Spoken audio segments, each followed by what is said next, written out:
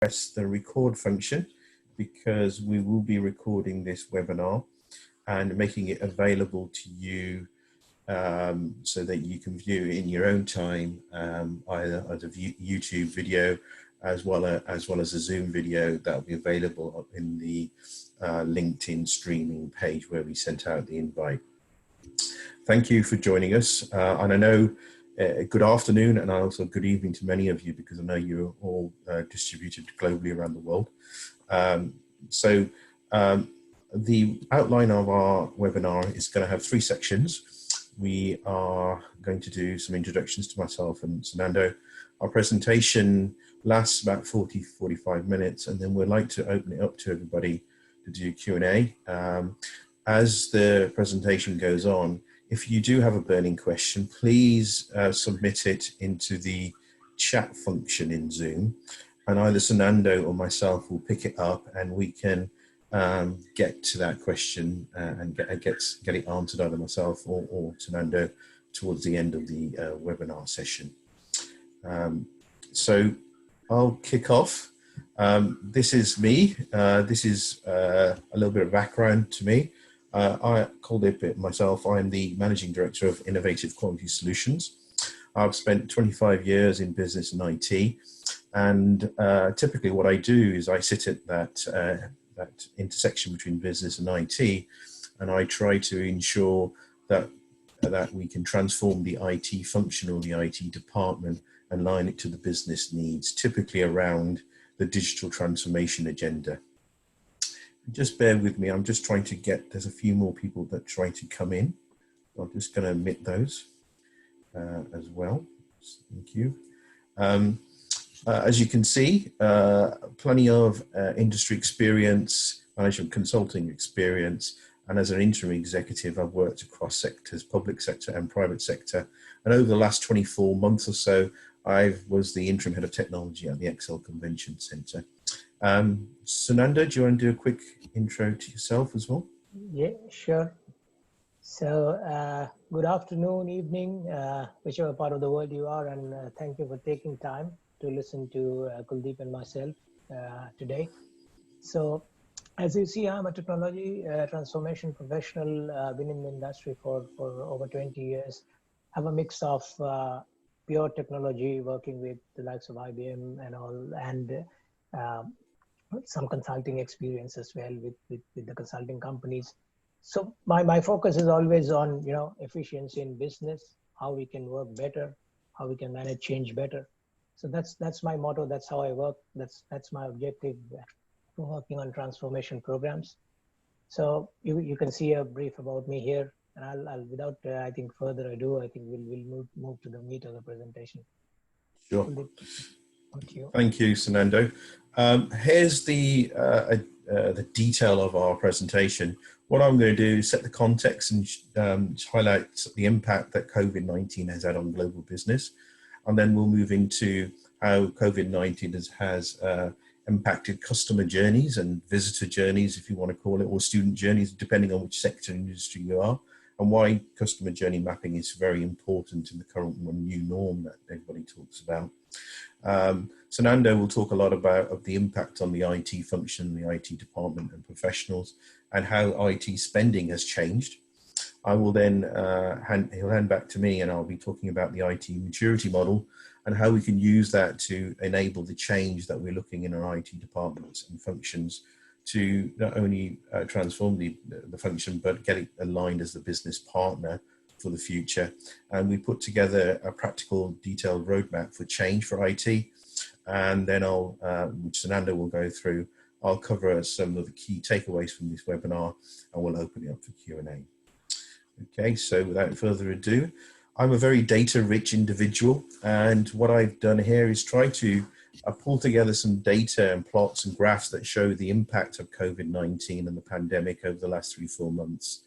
As you can see, the price of the oil dipped negatively, went down to -$20.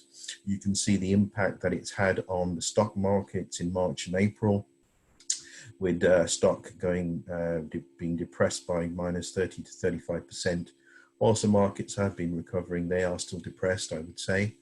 And as you can see on the far left-hand corner, the statistics show that there's a significant recession coming. There is something like 10 to 20 million unemployed people in the US. We in the UK have this at least 9 million people in the furlough scheme, and by all predictions, those, which is something like 33% of the workforce, and a lot of industry sectors are saying a lot of those furlough staff will become redundancies. So not a good state of affairs. So it's a massive economic impact and socially as well from a well-being point of view. But there have been some interesting positives. As you can see, look at the impact on higher education, for example, education as a whole, 1.6 billion people, be those school children to further education, higher education, had to work in a different way because they couldn't go to school, or they couldn't go and attend lectures, and they had to then think about how they were going to be able to complete their studies virtually using hybrid delivery models, using digital platforms. And in the bottom middle, you can see that telemedicine has emerged as a significant new way of working, as doctors and GPs are able to administer care, not physical care, but provide support virtually through appointment systems. And finally, if you can see in the top right-hand corner, what I've shared, you can see there is look at the share price of the big tech organizations. You can see Zoom, for example. Look at the share price rocket by over 130%, and I'm sure it's gone up further as my plot only goes to May 2020. Other things you can see is the Netflix, where people have been at home, they've been making use of set-box TVs, and Amazon for the delivery of services. So technology and the technology providers have benefited in some capacity in this pandemic world that we've been living in. What I'm now going to go and talk a little bit about is around journey mapping and why technology is very important. I thought I'd pick up an example. What this example shows you is the customer journey that a visitor goes on when they're going to an event. And the event here is, this is a real example because I actually plotted this out internally with an organization, and it shows what the customer does pre-event and during event. And there are touch points with that journey in terms of it being a good experience or a bad experience. And what we use this to do, we're saying, well, okay, where is the journey good? Where is it indifferent? Where is it poor? And how can we use technology as an enabler to enhance that experience? And what that led to was more detailed study and analysis that showed that for this visitor, there were certain technology aspects or platforms that we could bring into play to understand the pain and the needs, to address the pain and the needs. In this case, when we did these workshops internally and externally with visitors to understand that challenge, a lot of them were saying that when we come to the venue, it's very difficult to find your way. Hence, wayfinding was a real issue. And as you can see in the highlighted black box there, they also felt they weren't able to access social media because of connectivity issues. And during the event, they found it difficult to go and find a meeting room to book a meeting room. And as they were departing the exhibition or event, they found it difficult to find where their car was, and they wanted to use some kind of app or device or AMPR kind of solution to help them locate where their car was. So the message I'm really trying to show here is that there's customer journey mapping is really important because it allows you to understand the needs and the pains of that visitor. And you can do this across sectors, but this is just an example pre-COVID of what a real life example. And what that allowed us to do was this, and I'm going to show you on the next slide. What we were able to do is say in the entire IT stack, and this is the technology stack that you typically see in a venue, in the front office, to the middle office, to the back office. So quickly, in the front office, you've got the digital signage, the wayfinding, the visitor meeting room, and so forth. In the back office, you've got the CRM tools, the ERP, event management tools, and then you've got supported by infrastructure platforms like a cloud platform. Again, as you can remember from that visitor perspective, we were able to say that we need to do something about our digital signage, we need to do something about wayfinding, meeting rooms and parking. Let's just remember, this is pre-COVID. Now, that customer journey has drastically changed because we're living in a pandemic and post-pandemic or recovery phase.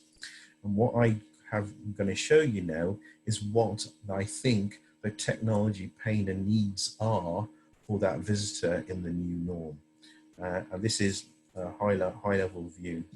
So what you can see is in the new norm, it's going to be very, very important if you're going to attend a physical event, if whenever those physical events start up, some of the things that are going to be very important for them from a visitor perspective is that he or she wants to feel secure and safe.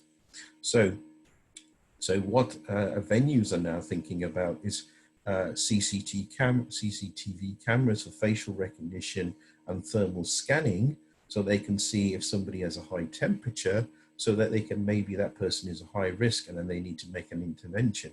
Or social distancing technology that allows them to actually determine the distance that they are adhering to or not adhering to in the physical space of the venue. Some of the other things that have become important are collaboration tools. Collaboration tools have been really important over the last 3-4 months because the workforce has gone from an 80 on-site to a 20 off-site, and it's been flipped so that we can work remotely. And at the back end, virtual platforms have become very important because the events industry is wanting to work in a hybrid model where you can stream the event live, plus maybe you have on-premise attendees at the same time. And finally, a mobile venue app is going to be very important so that you can guide the visitor to their location or wherever they want to go, but also for contactless payments. Because again, we don't want the individuals to be touching parts of the venue that potentially could lead to serious health risks and issues. So I wanted to just start opening that up as an introduction to show why customer journey mapping is very important to understand your customer needs from a technology perspective. And in the new norm, in the new world, it is going to be very, very different, I should say. And to develop this technology stack, you need an IT department and an IT function who's able to understand the new needs of the business and their customers, and their needs to then move into that new world.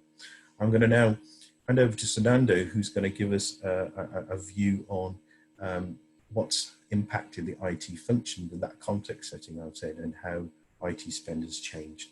So over to you, Sunando. Thank you very much, Kuldip. I hope everybody can hear me well.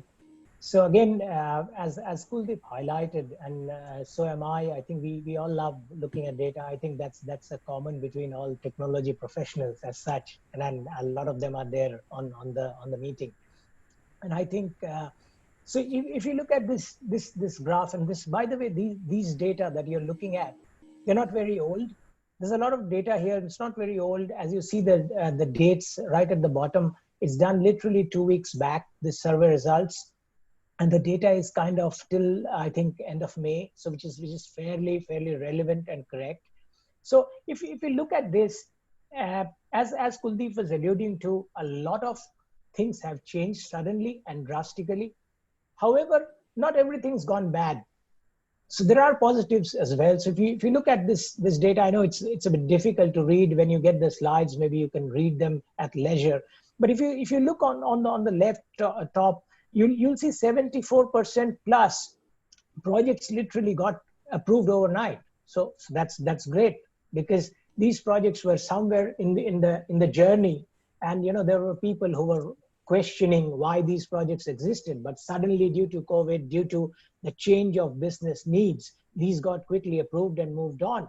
Similarly, you'll find 70+% of projects would have taken years to complete. And I am sure as technology people are there who work in IT functions, they can well relate how quickly these projects were done, literally within weeks, within days. And so this is all great stuff. But if you really look on the right and the bottom, on even on the left bottom, you'll see the negatives are much higher than the positives, and they outweigh really the positives significantly. You'd also notice that it says somewhere 66% of digital strategies were inadequate. So it shows that yes, there was a plan, there was a focus, but things change, and so does our requirements. The cuts, if you see on the big graph, Kuldip, if you can just go back one, take out the yeah. So if you look at the cuts, the cuts are actually significantly higher on the technology side. Yes, where the spends have actually gone up is on collaboration tools, on information security, because these have suddenly become more important than our day-to-day technology projects. So if you look at the bottom red section, you'll find all the technology projects there. So if you look further, next one, please, which is actually at the right bottom. If you highlight it, if you look overall, actually there's been a cut in spend across industry. Doesn't matter which industry we are talking about, technology cuts have been everywhere. So every industry has reduced its spend on tech.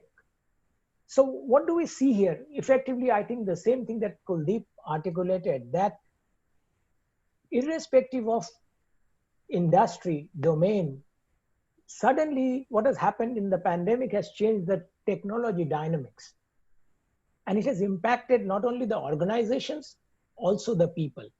So over the next few slides, I think I'll try and bring that up, how it has impacted the IT functions and people in general. If you can move to the next slide, Kuldip, please. Okay. So what has happened to the IT function?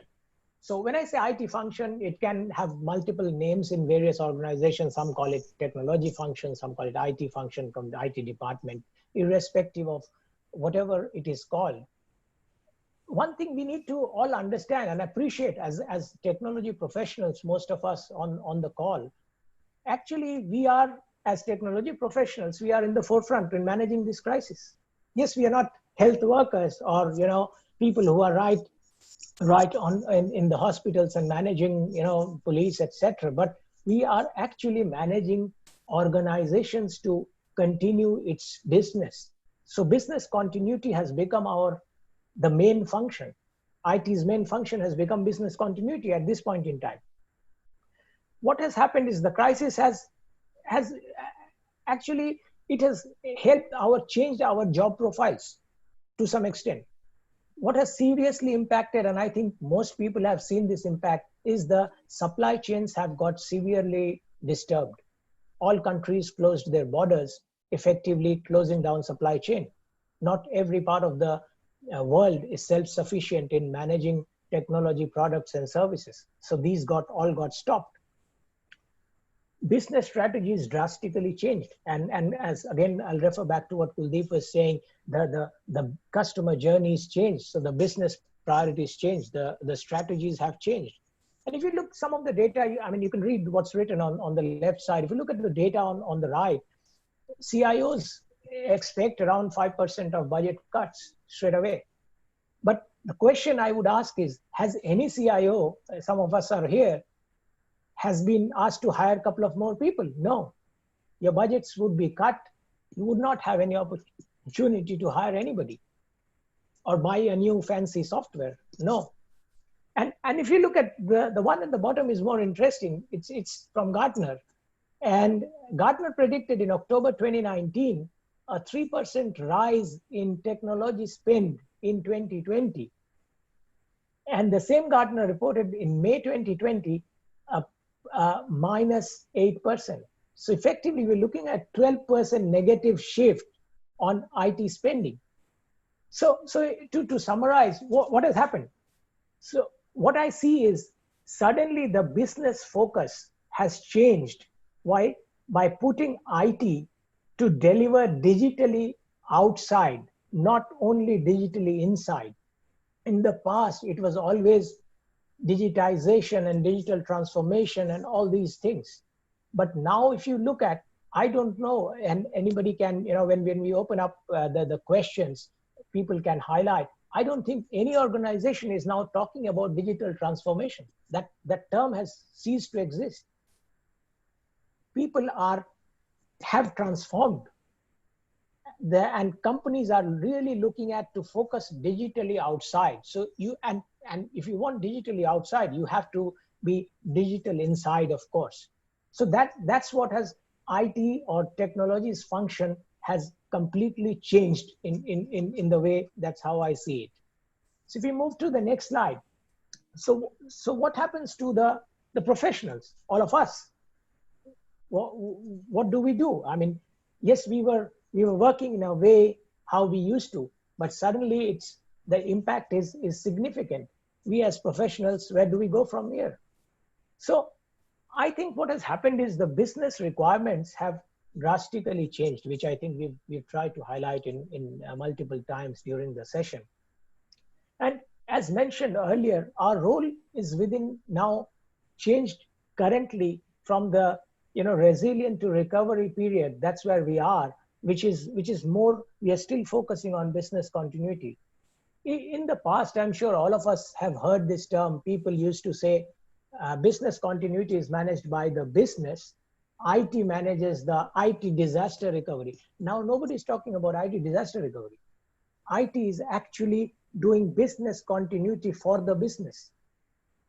The companies who do not have a very well structured technology function have actually ceased to exist, and we are seeing so many businesses close down because they are not able to transform. And that's where the focus comes on the people.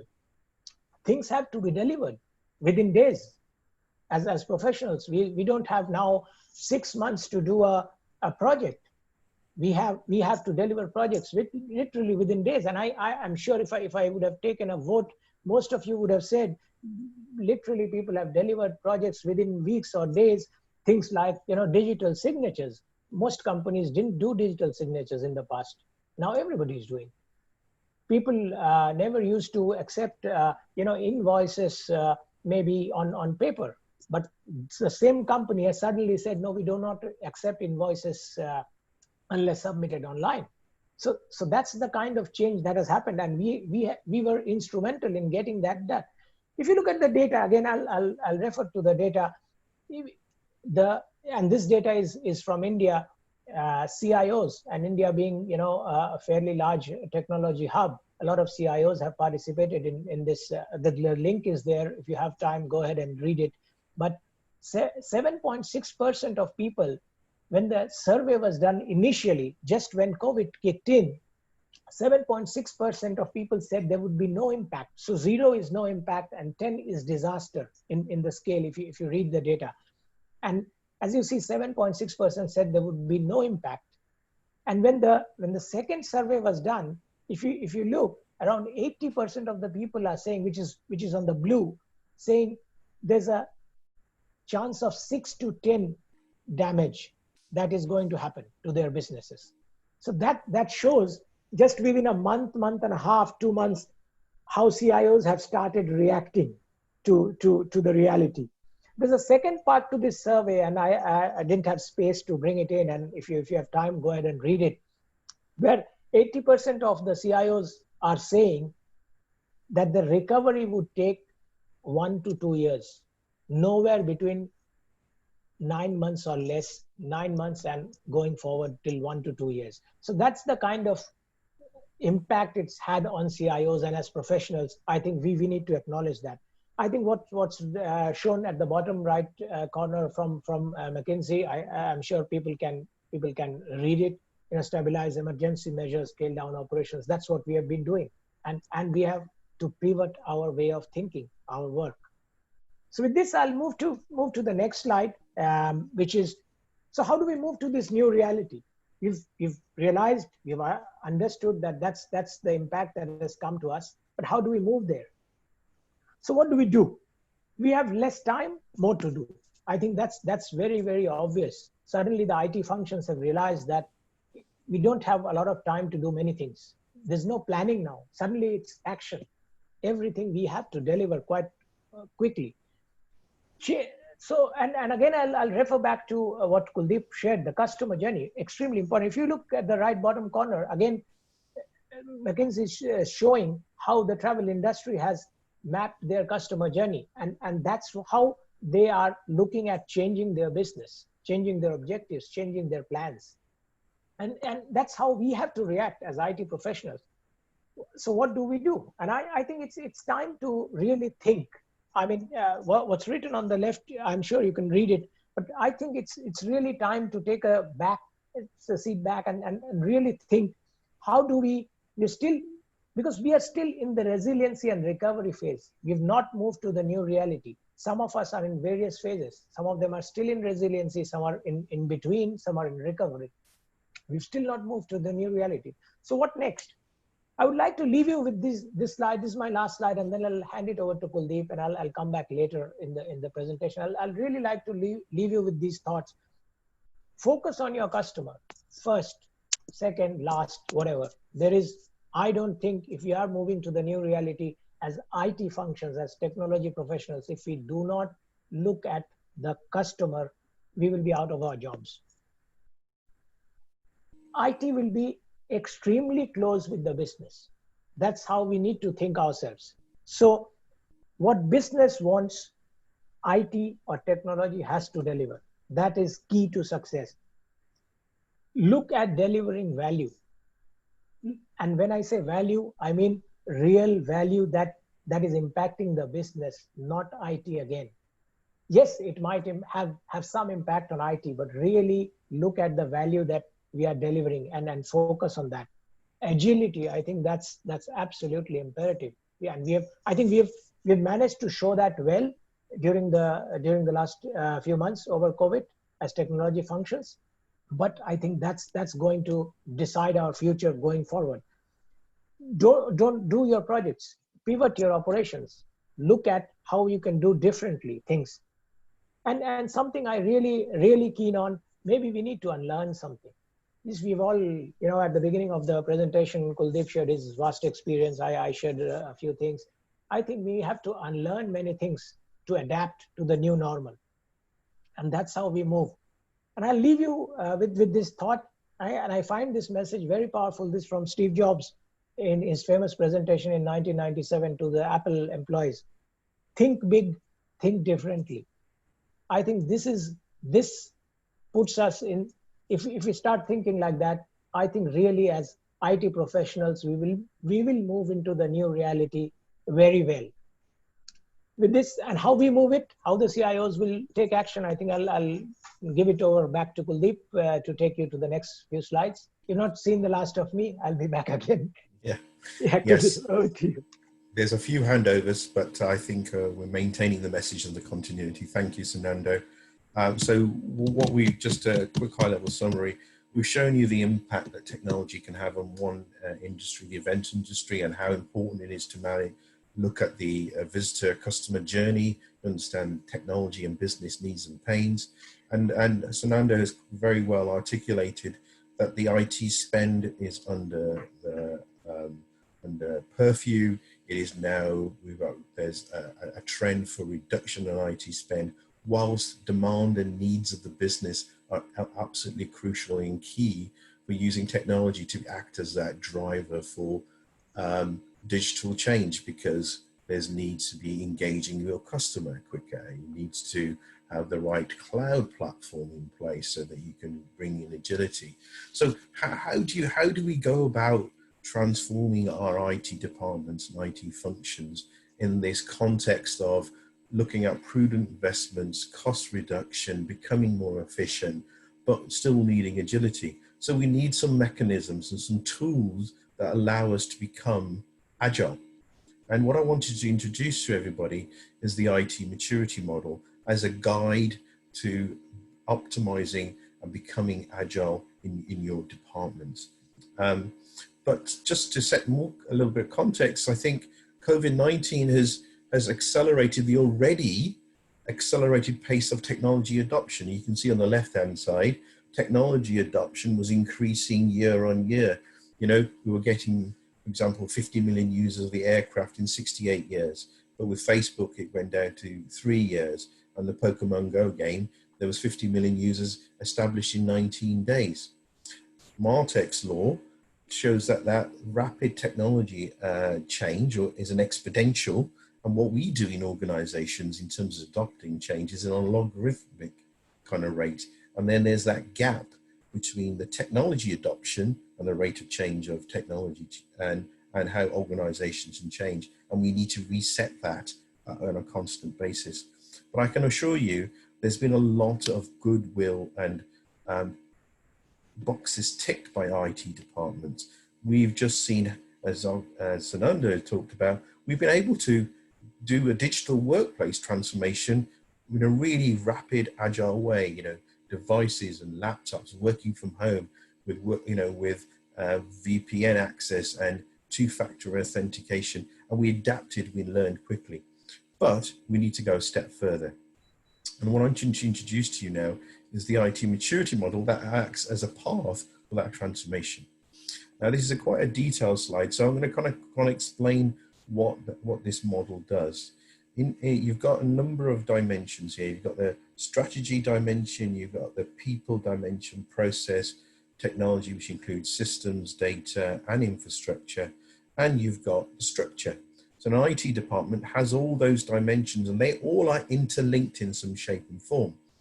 So if you know that you need to transform your IT function to get it closer to your business needs, to closer to what your visitors and your customers are, and you have a cost reduction looming at the back of your mind, you need to be thinking about consolidating. You need to be thinking about rationalization. You need to then think about how you optimize to get to that agility future state. And what this model allows you to understand where you are your current state, and then actually define with your senior stakeholders where you want to go, your future state. And as you can see, there's a number of stages. You go from being ad hoc, operationally focused and reactive, to how IT can get managed as a business, how it adds value, remember, value to the business and to your end users and your customers, and then how IT can get integrated within the digital business. And we've been using this model on many IT function transformation programs, and we have data points that across sectors and within just as comparators that allows the mapping of where you are to where you are, where you are to where you want to get to. And as you go on this journey, you can see as you go across each level in this slide, there's a number of things that you can do. And go back. Initially, you can do some improvements in your the way that you work. You can think about ensuring, looking at your supplier base, seeing how you can rationalize those, looking at how you move to the cloud, because the cloud can give you potential cost savings and agility. You can think about how you look at your permanent contractor staff. You look at your demand and supply portfolio of IT projects, maybe thinking about which ones you might want to park, which ones are more important to the business, and then focusing on those projects and the investments that are totally aligned to the business. And I think you can only do this as you transform and change you as an IT department to align to the business. And I want to dismiss one thing that everybody talks about. People say that you can become agile overnight. Agility just doesn't come overnight. You need a strategy, you need to have a vision, and you need to know where you are going, and you need to be working in a standardized way, and then you can be adaptable and agile. So in an IT function, standardization really means that you have processes. You need processes so that you know that they are repeatable and they are effective. And if you know, if you have processes that are defined, you can then actually automate those processes to give you efficiency. And if you then got automated process and you can then measure them, and by measuring them, then you can improve. So please, I hear a lot of people saying that we can be agile if we make decisions quickly. No, you need good, controlled ways of working and processes that give you the ability to automate, and automation can come through how your culture, using techniques like DevSecOps to bring about agility, agile ways of working with the business, but also bringing development and operations to work seamlessly together to go on this journey of transformation in the IT department so that you can meet your business and customer needs. And depending on how fast and quickly you want to go, the change effort, here I've tried to show as you go on that journey from reducing to standardizing and transforming, the amount of effort that you need to apply to give you the benefit depends on the volume of change you need. And I've seen from a lot of the projects that we've been involved in over the years that the more the change effort, the more the benefit you can get. And these figures are indicative cost saving figures that you can achieve as you go on that transformational journey for the IT department. And I've seen reductions in OPEX and CAPEX spend up to 20 to 25% across the departments. So what does that mean? Well, what we wanted to just kind of put into place is a couple of sort of pillars, if you want to call it, that define why it is important to go on that transformational journey to align yourself to the business. As at the end of the day, it's the business and the visitors and customers are the ones that are dictating how that business should work. And we in IT need to deliver on those needs as the partner for technology change. And there's 4 pillars that I've just put together here. One, let's try to manage that complexity. And what I mean by complexity is if there are legacy systems and there's lots of technology debt, we need to rationalize and consolidate systems, move to cloud-based, SaaS-based solutions that we can configure and integrate very quickly. Let's bring in agility across the enterprise. Let's use agile techniques that help the organization align to the business demand and the business needs. Let's put in innovation. Let's think about new innovative technologies that we can bring into play quickly to meet the new changing needs of the business and the customer. And we'll talk a little bit about, for example, IoT being one of those in a minute. And importantly, that we've always got to demonstrate business value. And this is why IT value management is really important. So the IT maturity model I've described to you is based upon those 4 key transformation pillars as we move forward. I think I'm going to now, as part of our last 2 transitions, is hand back to Sunando, who's going to share with us a practical roadmap for imbibing these pillars and that transformation and aligning to the business. So back to you, Sunando. Thank you, Kuldip. So I think Kuldip explained the roadmap and how we need to move forward in a very nice way. But as a function, as a business owners, what do we need to really do? Can we break it down? And as I was highlighting when I was talking earlier, that this is not going to finish overnight.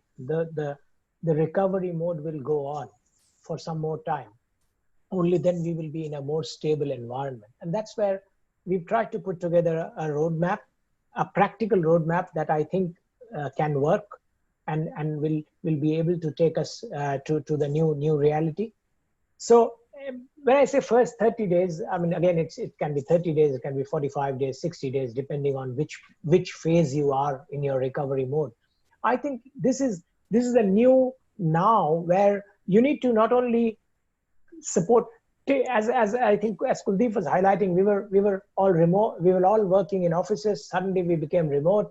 We started put all our focus on the remote working. We did everything to make sure they are working. The companies are surviving. But now you'll have a mix of population, and that might go on for the next 18 months, where half of the people will be in office, half will be working remotely, half might be still stuck in some another country.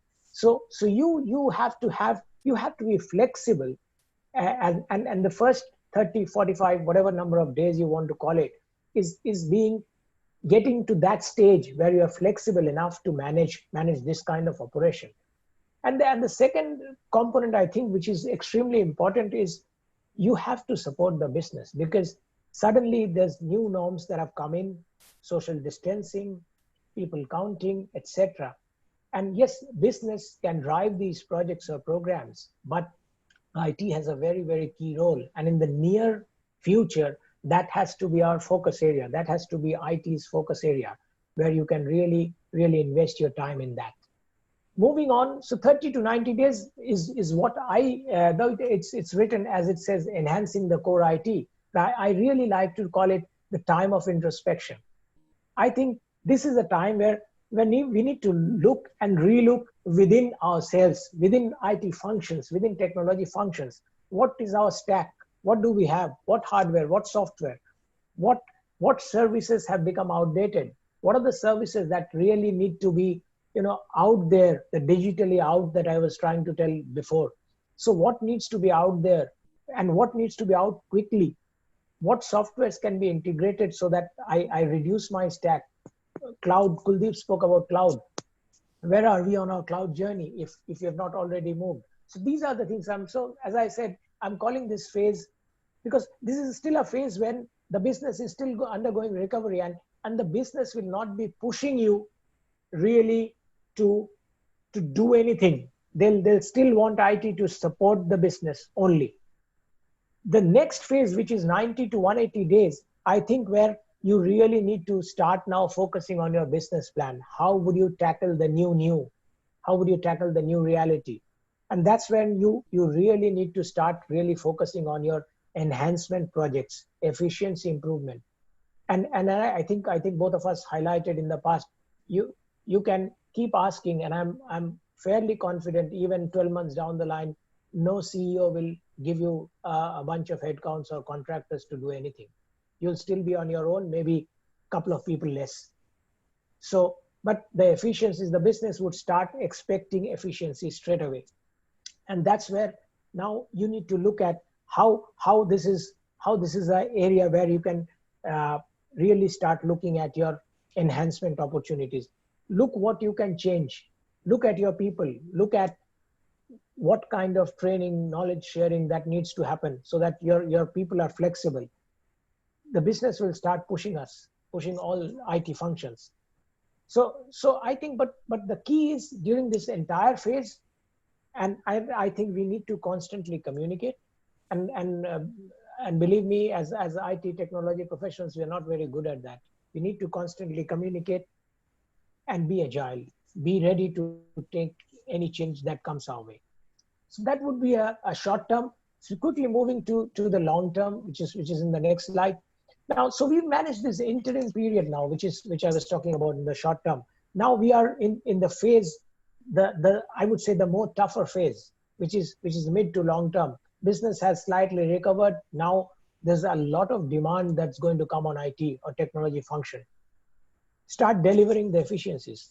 Extremely important. Now nobody will be asking you any more recovery. Recovery has happened. So now people will expect enhancement, efficiencies to be delivered. Organizations will change. We might have a situation in a slightly longer term, I would say, where organizations, IT functions might not be IT functions. We might be business partners, but we'll still be delivering IT business. We're doing IT work, but part of business. So how best we can look at the projects which will really give values and efficiency. And the last two areas, which is 12 to 24 months and long term, I'll try to club that together. The reason being, beyond 12 months, it's very difficult for our IT technology function to really look at, because business changes, dynamics changes, and I think what I'll there's a few things written, but what I would really like you to take away from post 12 months would be, I think we're in a different world. We need to start thinking differently. Again, ready to take change, adapt to change, be flexible, put our focus into execution. I think really the business will start demanding what are you giving back to the business. And key to survival for all of us, I think, as it says at the bottom, innovation. We have to innovate, we have to adapt, we have to be ready for change, be ready for anything that's coming to us after a year or so. With this, I'll hopefully the last handover back to Kuldip to take us towards the end. Thank you, Sunando. So what I'm going to do now is just to kind of wrap up on a summary of the key takeaways from the webinar. And I have noticed that there are a couple of questions that have come in, and I do want to get to that and do provide a response to those. So I'll do this quite quickly as possible. Firstly, just to highlight that the change that we're talking about really needs to come from senior IT leaders. If we really want to be seriously aligned to the business needs, it's the CIO of the future that has to become that transformation leader. I'm not saying that the legacy CIO hasn't got to focus on cloud compute. That's still a focus, but that can be done by IT operations. The CIO is the one who's going to say, we are going to adopt agile frameworks. We're going to use DevOps for automation. We're going to use data to assess where we are and measure performance and use that for improvement and change. He becomes the innovation manager, and he's the one that's participating in the digital strategy and driving digital change and IT change, and to achieve those iterative business outcomes. So that's a key message. In summary, here's a list of things that we've talked about. I'm trying to move my icon out of the way. One of the first things we'd like you to take away is investment and budgets are going to be very tight going forward. And I think it's very important to work very closely with the business to understand the demand and the needs of the business related to customer needs, and focus on making sure that the investments are prudent and the benefits are demonstrated for ROI. I think technology adoption has got to be the norm. It's not an option to take it or leave it anymore.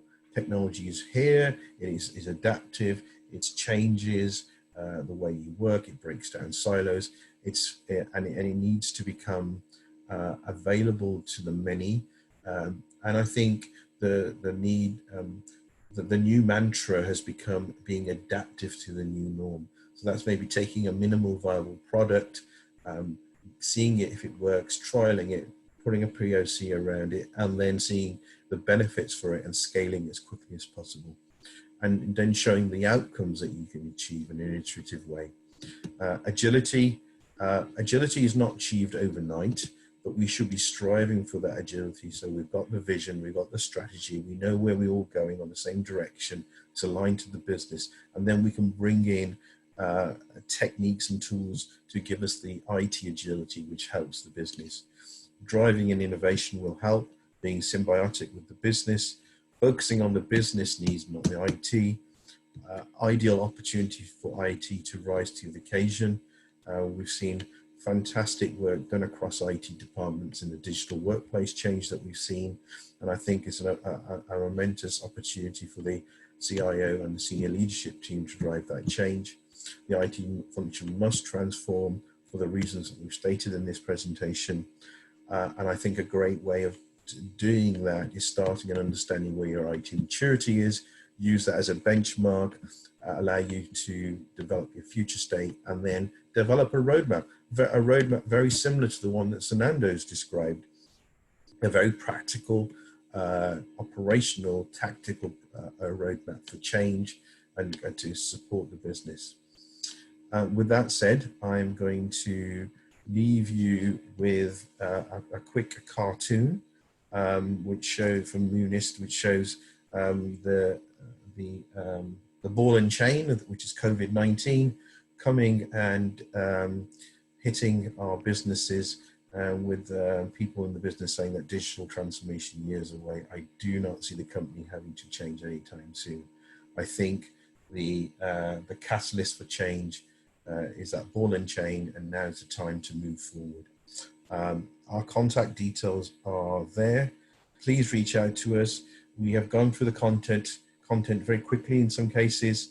There's a lot of material here. The recording will be available, and please do reach out to us. I'm going to open it up to questions because I picked up I think at least there two or are a three. few. Yeah, there are 4 questions I There's can 4 see. questions.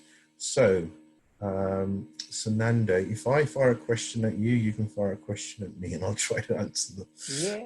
I'm gonna pick up the one from Steve. Yep. Steve Brown. Steve has quite rightly said, well, with budgets being tight, what would you focus on within technology or projects that will help us to become more resilient or bounce back? I'll take that one if you don't mind. Yeah. Yeah. I Please. think, Steve, you've answered your question, which is, I think, two of the greatest areas will be cloud Yeah. and DevOps. Yeah. So Absolutely. for me, Steve, DevOps is a no-brainer. It can, when you get development teams working with operations teams, and you've got engineering, no silos are broken down, IT service management processes become automated. That DevOps culture is going to give you efficiency, and it's going to give you a real agility in your IT teams. But you need to build those bridges between development and operations to make that happen. Cloud, I talking to a lot of senior IT leaders across sectors, they've said they've seen a massive increase in the move to cloud technology. So infrastructure as service, platform as service, and definitely SaaS-based cloud solutions where you can configure rather than customize, and that will help reduce additional spend and headcount that's required when you come with customization. I really do think that's 2 great areas to focus in. So Nando, I don't know if you want to comment on that. No, I think, and then I think Steve has mentioned again that the challenge with DevOps is it costs money to achieve the Yes. savings.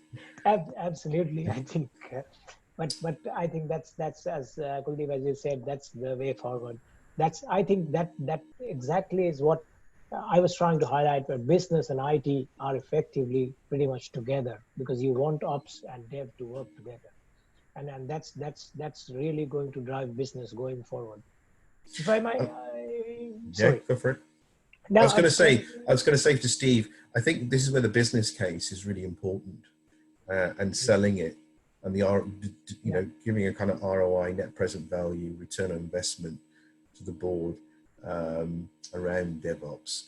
And DevOps, I know DevOps started in 2009, but it's only really started getting going 2015 onwards for me, and there's a way to go, but it certainly breaks down those barriers, definitely. I would and it's advocate. only kicked off since cloud has really matured, where it's Yeah.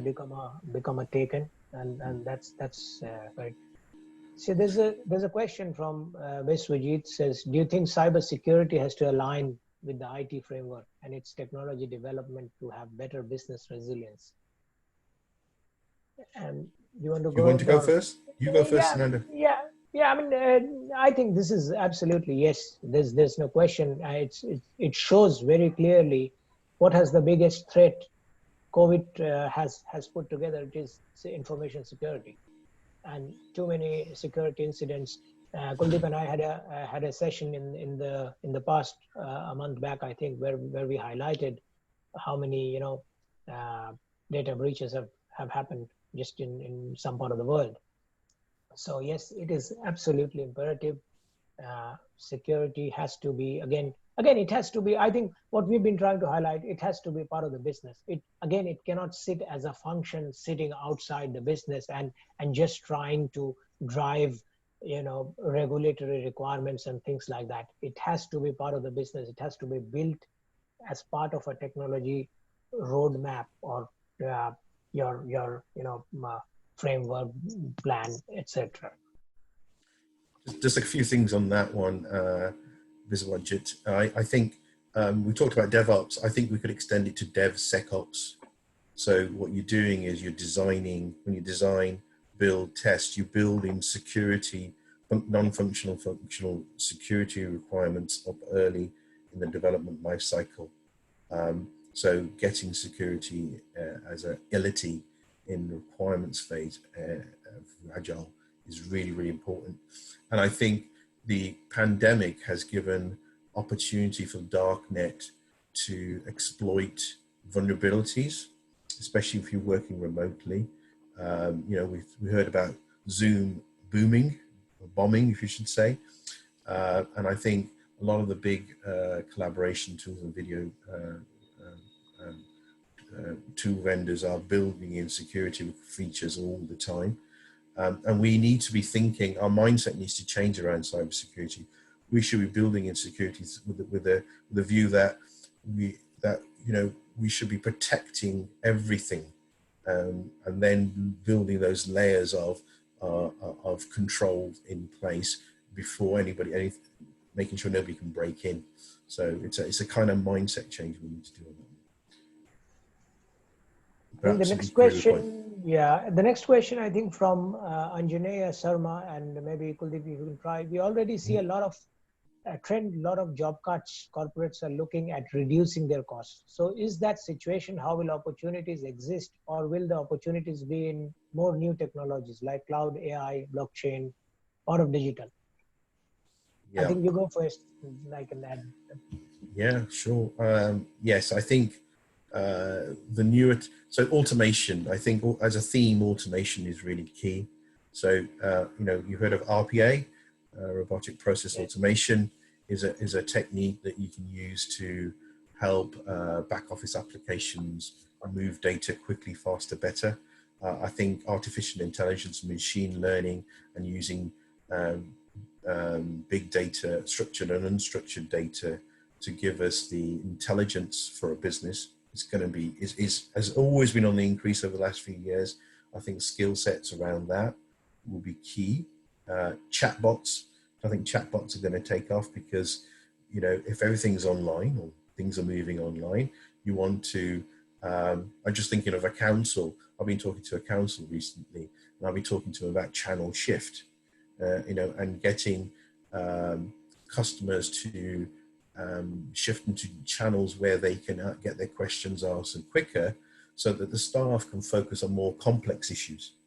So I think chatbots, AI technology is going to be very important for channel shift. Blockchain, there's a big question mark on blockchain. It was one of those technologies that came to the forefront, but practical applications haven't emerged. Lots of trials, but I haven't seen practical applications. But certainly, do you want to add your thoughts? I would say yes, the technologies definitely will be used and significantly used, because if the efficiencies are going to come out, they would be used. And blockchain, I think the reason why blockchain, and as you said, Kuldip, has not really taken off, I think people try to put the technology first and then look for the use cases. Instead, had it been the other way around, I'm sure there are opportunities to do that. I mean, I've seen universities go and hand deliver certificates, because this year the year finished when people were at home. Had they been on blockchain, it would have been so much easier. My answer would be yes, there are opportunities.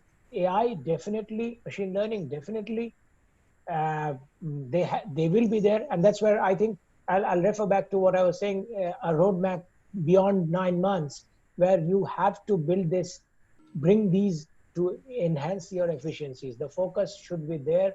It should add value to the business. Otherwise, as a technology, maybe it will not exist, or it will not fly. The next question is, so Steve's comment. Then Mike says, what does the post-COVID-19 IT environment mean for how we need to develop different skills within the IT community? I think very nice question. Kuldip, you want to go? You go ahead first. Okay. Yeah. So if we are being asked to work in a different way, just example remotely,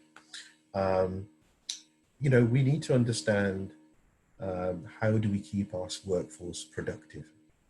Are they productive? Are they adding value? Are they getting monitored and measured? So that, we're still going to have some form of appraisal. So we need to ensure that people are working to their objectives, aligned to the business. So we need to think about, as new ways of working come about, there's new skills required, not just a technology system, but how we adapt to the current climate. So, and you know, as we bring on new technologies, there are new skills requirements. And if we are working close to the business, we need more kind of relationship skills as well. We need more stakeholder management skills. So there's a softer side, and then there's a harder technology side. I think one of the other areas that I think we don't do very well is measure and monitor our end user experience. So there are some tools and technology available that says, you know, that allows us to put on a dashboard what systems, what applications, what infrastructure, and sentimental information that we need to collect from end users that allow us to determine the end user experience. Because I think that is a particular skill set that in IT that we don't do very well.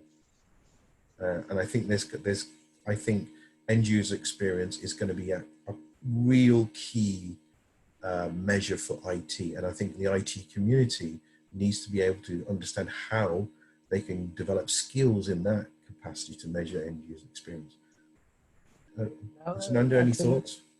No, absolutely agree. I think that is the key. I think if IT can move out from their comfort zone and be part of the business, just change the thought. And again, something I was talking about, unlearning some of the things. Yeah, we are good at, you know, fixing things, but can we get out of that mindset?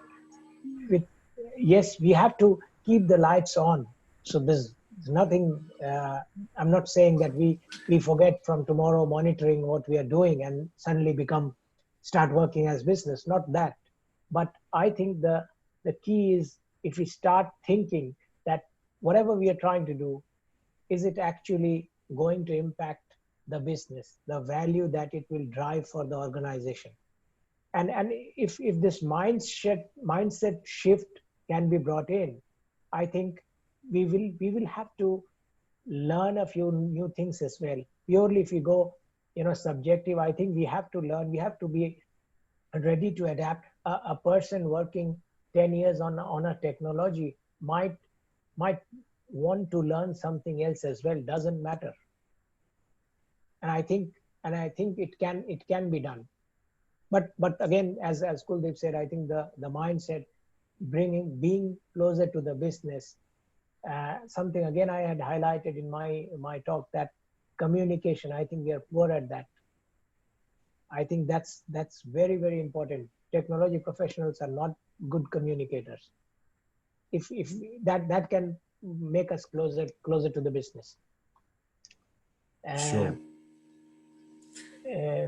I think there's a comment from Asif question. I read an article that Gartner says 74% of CFOs and CTOs are preparing to build IT infrastructure capable of supporting remote working environment even after COVID-19 crisis. How credible is this information? If you can highlight. As particularly as you mentioned, some of the workforce might continue to work remotely for 12 to 18 months. Well, I think my instant reaction is that Gartner are a credible research body. They've been around for a long time, and they bring out some great research and trends and so forth. So, and I've worked with Gartner quite a bit, so I've actually had a lot of calls with them, and certainly their research analysts. So if they've done some research in that area, I think it's very credible. And the second piece was, yes, the backbone of an organization now, as part of its infrastructure, is making sure the IT infrastructure is robust, scalable, secure, and reliable, right? And if the network infrastructure and the security protocols around it have good foundations, we need to have that stable environment to build upon. And in many cases, I walked into IT departments where they haven't really invested in that area because they like to sweat the assets. I think it's usually, let's see, oh, we've got this infrastructure for 5-7 years. Let's see if we can get 3 more years out of it. Yeah. But I think we need to reflect on making sure that whilst we want to, get the maximum juice out of your environment, but you also need to refresh it and upgrade it so that you get the right patches and the right technology at the right time. So you don't, it reduces your risk profile, and it could also impact security as well. The security threat's really great. It becomes greater the longer that you delay any or refresh of your systems and your infrastructure. Do you want to add to that anything, Sunando? I would, and I think you answered that. Yes, absolutely credible information. But I would put a different perspective. I think organizations have realized very quickly, and there's nothing wrong. And some of us have worked in organization. I think Kuldip yourselves as well with HP, and I've worked with HP in the past. People used to make us work a week between Christmas and New Year from home, mandatory globally, because that would give them a lot of saving just by not having people lights on in the offices.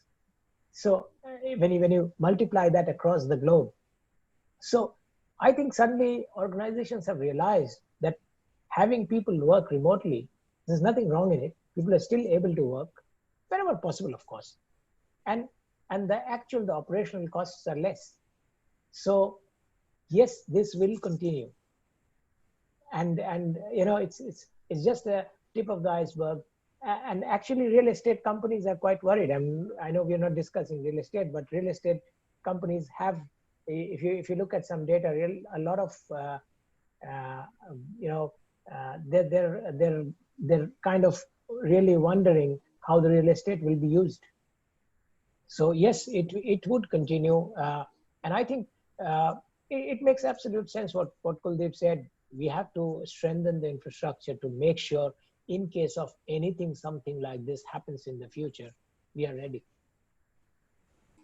Thank you. I'm really conscious of the time. We've gone 11 minutes over time. I think we'd love to continue the discussion.